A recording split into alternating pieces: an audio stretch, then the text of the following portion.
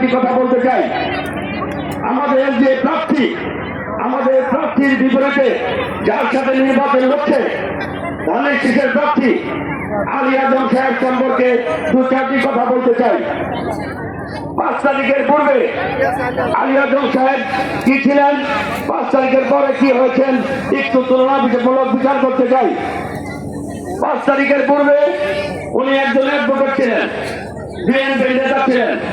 একজন অ্যাডভোকেট মানে উকিল, উকিলের কয় টাকা ইনকাম হয়, কত পরিমাণ টাকা পয়সার মালিক হতে পারে আমরা সকলে জানি। ওনার কাছে কি অধিকার ছিল জানি না, এই ওকালতি করে উনি রাত 2টা মেয়েকে লন্ডনে পড়াশোনা করান, ঢাকার শহরে বসবাস করান এবং প্রাণ গাড়ি নিয়ে চলাফেরা করেন।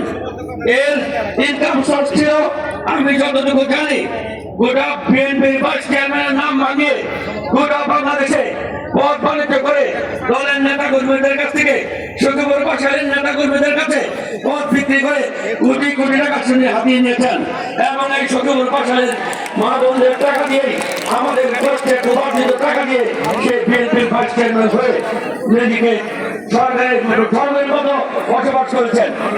5 তারিখ সংক্ষিপ্ত বলছি, 5 তারিখের পরে একটা বিপ্লবের মাধ্যমে এদেশে যখন ক্ষমতার পথ পরিবর্তন হলো, উনি এক রাত্রের মধ্যে বিএনপি মনোহর সরকারে চলে এলো এবং উনি নিজেকে মন্ত্রী হিসাবে জাহির করলেন। তার আগে পিছনে পুলিশ, এই আগে পিছনে পুলিশ দিয়ে তিনি সখীপুরে প্রত্যন্ত অঞ্চলে গোটা সখীপুরে বিভিন্ন বাহিনী বানিয়ে বিগত সরকারের 17 বছর যত অপকর্ম করে নাই এই 1.5 বছরে তার চেয়ে বেশি অপকর্ম উনি করেছেন, শুরু করেছেন উনি। আমি এই জন্যই বলছি আমাদের মা বোন সখীপুর বাসারের মানুষ কিভাবে তার কাছে নিরাপদ থাকতে পারে আপনারাই বুঝে নেবেন। উনি 5 তারিখের পরে 7 তারিখের প্রথমেই